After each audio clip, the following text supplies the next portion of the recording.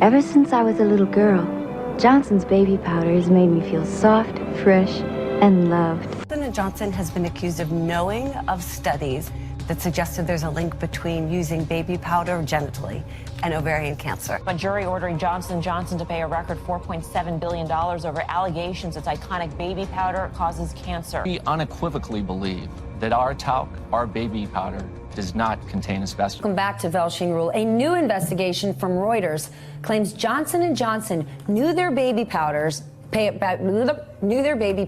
sometimes contained asbestos, but they keep that information secret. Reuters, which looked at through many company documents spanning multiple decades, reports Johnson & Johnson didn't tell the FDA that at least 3 tests by 3 different labs from 1972 to 1975 had found asbestos in its talc. In 2020, headlines exploded. Johnson & Johnson to stop selling baby powder after cancer claims. A mother of 2 scrolls past it, stunned. She grew up with that powder. She used it on her own children. What could possibly be wrong with something that smells like newborns and innocence? The answer: asbestos. Yes, the same deadly substance that built the lawsuits of the 1980s was hiding in baby powder.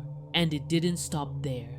In 2019, the US FDA found asbestos in children's makeup kits from Claire's, kits branded with bright colors, glitter, and even a JoJo Siwa logo. If you've ever used baby powder, eyeshadow, or setting powder, buckle up. You're about to learn the truth about one of the cosmetic industry's most shocking cover-ups.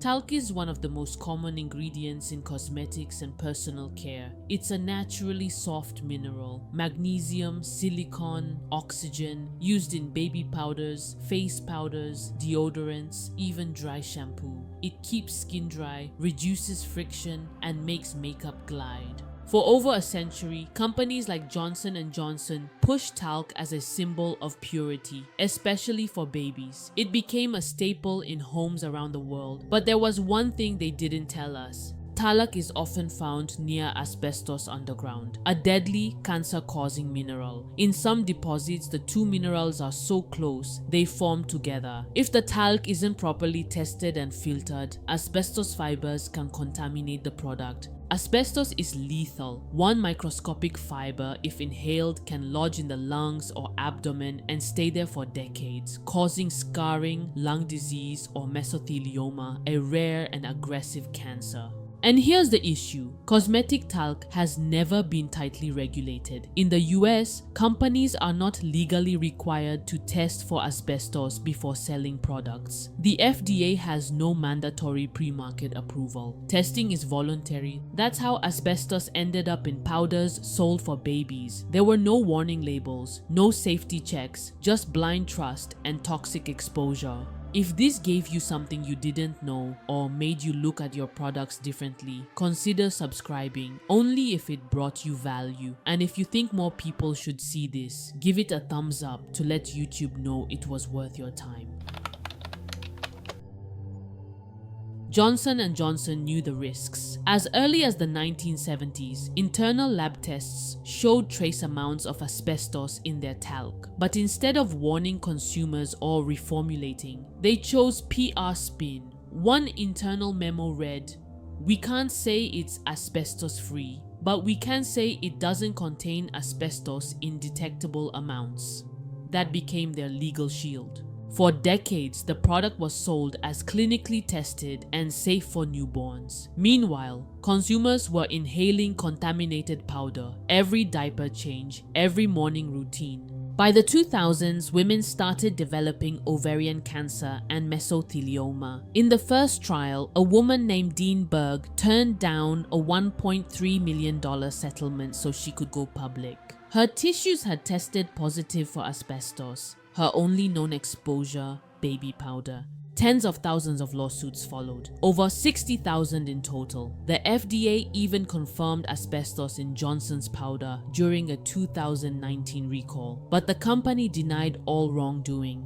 In 2021, J&J used a bankruptcy loophole to shield itself from liability, creating a subsidiary to absorb the lawsuits. In 2023, they offered $8.9 billion to settle, but still no admission of We unequivocally believe that our talc, our baby powder, does not contain asbestos. guilt. Ask the families who lost someone, ask the women in courtrooms. They don't need a legal admission. They already know what happened.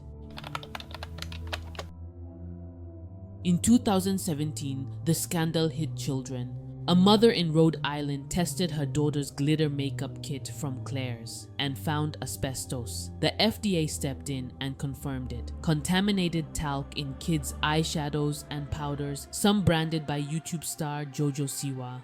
Claire's denied the results, claiming flawed testing, but the damage was done. These were products marketed with rainbows and sparkles, meant to be fun, not fatal. It wasn't just one kit. Other brands like Justice were flagged too. The common link? Cheap talc from unregulated foreign suppliers and no required safety testing. Asbestos doesn't burn or sting. It doesn't give you a rash. It enters silently, through your breath, through your skin. A child playing dress up could unknowingly inhale a carcinogen with every application. This wasn't an underground scam. It was happening in chain stores across the US. No warning, no labels. Just another case of corporate carelessness targeting the most vulnerable.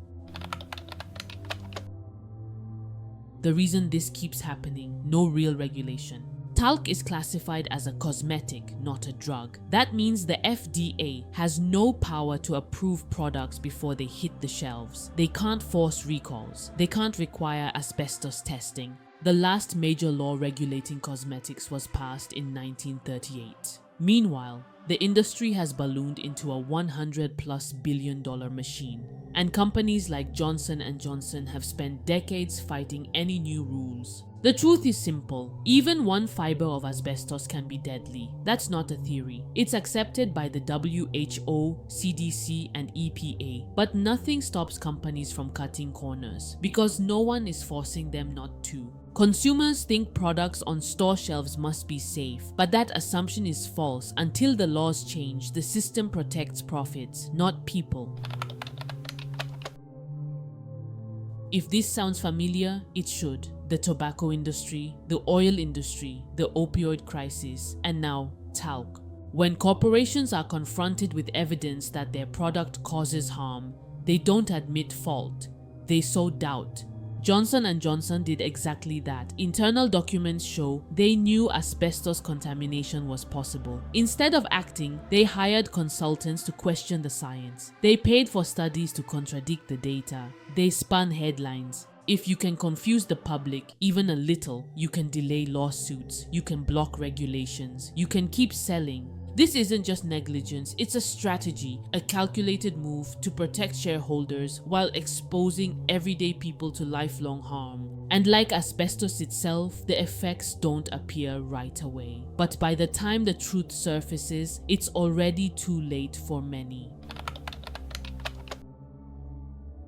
The good news is you have options. Check the label. Look for talc-free or asbestos-tested cosmetics. Be skeptical of legacy brands that refuse transparency. Don't buy skincare from informal sellers. If the product doesn't list ingredients or the packaging looks vague or suspicious, walk away. Push for stronger laws. Demand accountability. Share this story with someone who still thinks baby powder is harmless. And if you're a parent, read the fine print. Makeup marketed to kids isn't regulated like medicine. Sparkles can hide poison.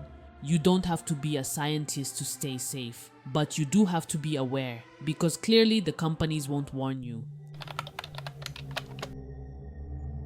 This wasn't a rare mistake, it was a pattern, spanning decades, driven by profit and hidden behind trust. Johnson & Johnson had the data. They made the choice. So did every company that ignored what was in their talc. This is still happening, and the next contaminated product could already be in someone's home. The burden to be safe should never fall on the consumer. But until that changes, the only thing standing between you and the next poison powder is awareness. This was Evil Skincare Diaries, and the next time a product tells you it's gentle, ask what's inside it and who's protecting that claim.